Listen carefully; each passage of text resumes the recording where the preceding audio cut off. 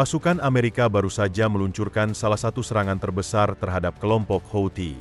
Sementara itu, Amerika Serikat dan Israel bersiap untuk menghancurkan fasilitas pengayaan nuklir Iran. Atas perintah ini, Amerika telah memindahkan 7 pembom B-2A ke pangkalan udara Diego Garcia di Samudra Hindia, bersama dengan sejumlah besar pesawat pendukung. Sesuatu yang besar akan segera terjadi, dan rezim Islam di Iran sedang panik. Mari kita mulai dengan serangan terhadap Houthi. Banyak orang membicarakan pesan yang bocor, tetapi ada satu aspek penting yang sering diabaikan. Salah satu pemimpin Houthi telah tersingkir saat ia sedang bersama pacarnya. Dalam pesan yang dikirim Mike Walsh di grup chat, seorang pemimpin teratas teridentifikasi dengan jelas. Dia terlihat berjalan menuju gedung pacarnya, yang kemudian runtuh. Jika kita melihat pesan sebelumnya, juga terdapat konfirmasi bahwa ada beberapa identifikasi positif di gedung tersebut. Saya tidak yakin apakah ini berarti bahwa beberapa orang mengonfirmasi keberadaan pemimpin itu di gedung, atau ada teroris lain di dalamnya. Namun, kecil kemungkinan mereka selamat. Serangan ini tidak berhenti di sini. Ini kembali mengacu pada apa yang dibagikan Pete Hegseth ketika ia mengumumkan serangan ini. Kami menggempur mereka secara militer. Ngomong-ngomong, untuk Houthi, ini bukan hal yang bisa dilakukan dalam satu malam. Ini akan terus berlanjut sampai Anda mengatakan kami selesai menembaki kapal. Kami selesai menembaki aset. Kami tidak menginginkan perang terbatas yang panjang di Timur Tengah. Saya tidak peduli apa yang terjadi dalam perang saudara Yaman. Ini tentang menghentikan penembakan terhadap aset di dalam jalur air kritis itu untuk membuka kembali kebebasan navigasi, yang merupakan kepentingan nasional inti Amerika Serikat. Dan Iran telah memungkinkan Houthi terlalu lama, mereka lebih baik mundur. Pembom ini dapat menembus wilayah udara dan menghancurkan bunker jauh di bawah tanah. Tebakan yang jelas untuk memiliki daya tembak sebanyak ini di Samudra Hindia adalah Houthi. Sebelum melanjutkan, jika kalian bisa, silakan tekan tombol berlangganan di bawah untuk mengikuti semua berita geopolitik seperti ini. Mari kita mulai. Pada 17 Oktober 2024, Presiden Biden memberikan lampu hijau untuk penyebaran langkah pesawat bersayap kelelawar ini, raksasa dari Pangkalan Angkatan Udara Witeman di Missouri. Misi mereka adalah menghancurkan bunker bawah tanah Houthi, depot senjata yang diperkeras dan digali ke medan terjal Yaman, dengan menjatuhkan amunisi serangan langsung gabungan JDAM. B-2 menciptakan 5 situs yang bertujuan untuk memusnahkan persediaan rudal pemberontak. Itu adalah pamer kekuatan strategis dan pesan ke Teheran. Kami dapat menghubungi Anda di mana saja. Dan kali ini, banyak yang berspekulasi bahwa kami mungkin bertujuan untuk melakukan lebih dari sekadar mengirim pesan ke Iran. Beberapa hari yang lalu, Iran membuat video promosi mereka sendiri yang memamerkan bunker rudal mereka. Rekaman yang Anda lihat di layar Anda baru-baru ini dirilis oleh akun Iran dan memamerkan kota rudal baru Iran. Pada dasarnya, situs bawah tanah ini menampung ribuan dan ribuan rudal balistik, hulu ledak, dan banyak lagi. Iran sudah memiliki 3 kota ini, dan ini adalah yang keempat, tetapi lokasi tidak diungkapkan di mana ini berada. Dalam video, kita dapat melihat 2 jenderal tinggi Iran sedang melakukan tur kota, memamerkannya ke publik. Cukup mudah untuk mengetahui dari video bahwa kota ini berada di bawah tanah, dan itulah momen Garda Revolusi Iran. Bahkan fasilitas nuklir mereka berada di bawah tanah, serta depot senjata mereka. Ini dilakukan untuk melindungi mereka dari serangan musuh, khususnya serangan Israel. Dan ini tampaknya menjadi alasan yang tepat mengapa AS tampaknya memindahkan banyak pembom B-2 ke pangkalan Diego Garcia, seperti yang telah kita bahas sebelumnya. Setelah Presiden Trump menjabat, ia mengirim surat kepada pemimpin tertinggi Iran, Ali Khamenei. Surat itu termasuk tenggat waktu 2 bulan bagi Iran untuk mencapai kesepakatan nuklir dengan Amerika Serikat. Dan apa yang akan terjadi setelah tenggat waktu itu, kita tidak tahu persisnya, tetapi saya yakin itu berarti beberapa tindakan berat. Hal kedua yang tidak kita ketahui secara pasti adalah kapan tepatnya waktu 2 bulan itu akan berakhir. Namun, tampaknya itu akan segera berakhir. Karena ini adalah apa yang dikatakan Presiden Trump beberapa minggu yang lalu. Kita telah sampai pada saat-saat terakhir.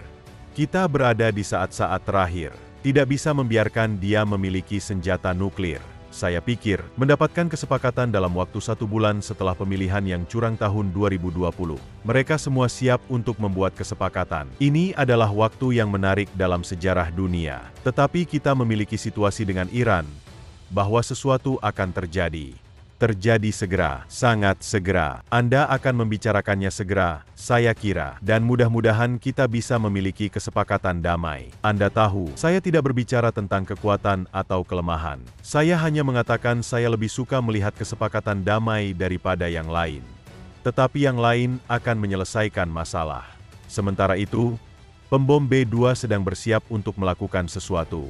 Laporan menunjukkan bahwa fasilitas Iran kira-kira berada di bawah tanah 80 meter. Jadi, bahkan untuk pembom B-2, ini akan menjadi tugas yang tinggi. Pembom siluman B-2 dapat membawa GBU-57 dan dapat berulang kali menyerang sisi Iran sampai mereka hancur. Sekarang, bagian yang baik dari semua ini adalah tahun lalu, pada bulan Oktober, ketika Israel melakukan operasinya di dalam Iran untuk mengirim pesan bahwa mereka menghancurkan banyak sistem pertahanan S-300 Iran. Itu berarti bahwa tindakan apapun terhadap fasilitas nuklir Iran akan lebih mudah. Ini tidak berarti bahwa Iran tidak memiliki pertahanan udara lagi. Hanya saja kemampuan mereka telah menurun sejak serangan Israel pada Oktober 2024. Apapun yang terjadi, tampaknya Amerika telah membuat pendiriannya jelas, baik melalui tindakan militer maupun melalui negosiasi. Iran perlu memperjelas bahwa mereka tidak akan mencapai senjata nuklir. Apa yang telah sepenuhnya dikatakan Presiden adalah bahwa Iran tidak dapat memiliki senjata nuklir. Semua opsi ada di atas meja untuk memastikannya tidak memilikinya. Dan itu semua aspek program Iran, rudal, persenjataan, pengayaan. Mereka dapat menyerahkannya dan melakukannya dengan cara yang dapat diverifikasi, atau mereka dapat menghadapi serangkaian konsekuensi lainnya. Tapi bagaimanapun juga, kita tidak dapat memiliki dunia dengan ayatollah-ayatollah yang memiliki jari mereka di tombol nuklir. Kita tidak dapat memiliki situasi yang akan mengakibatkan perlombaan senjata di Timur Tengah dalam hal proliferasi nuklir.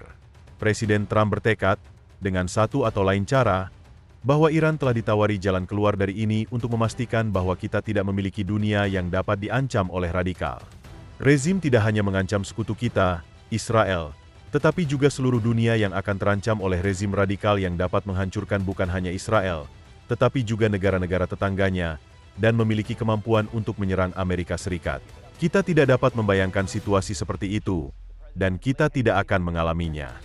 Jika ada kesepakatan nuklir yang dinegosiasikan, tampaknya pendanaan Iran untuk kelompok-kelompok seperti Houthi, Hamas, dan Hizbullah akan menjadi bahan pertimbangan dan akan menjadi sesuatu yang perlu disahkan. Itu telah menjadi posisi pemerintahan Trump sejak serangan Houthi dimulai. Mereka bahkan mengatakan bahwa jika Iran terus mendanai kelompok-kelompok ini dan mereka menyerang militer Amerika, AS akan menganggapnya sebagai serangan dari Iran, dan mereka akan mengambil tindakan yang tepat sebagai tanggapan. Anda lihat, sejauh ini Iran telah mengoperasikan apa yang disebut poros perlawanan, yang mencakup banyak kelompok, tetapi 3 kelompok besar adalah Hamas, Hizbullah, dan Houthi. Iran mendanai mereka, memberi mereka intelijen, uang, dan senjata, lalu memberitahu mereka di mana harus menyerang. Setelah serangan dilakukan, sejauh ini Iran sama sekali tidak mengklaim keterlibatan. Iran mengatakan bahwa ini adalah kelompok independen. Seluruh tujuan dengan strategi semacam ini adalah untuk menjauhkan pembalasan atas serangan-serangan ini dari tanah Iran.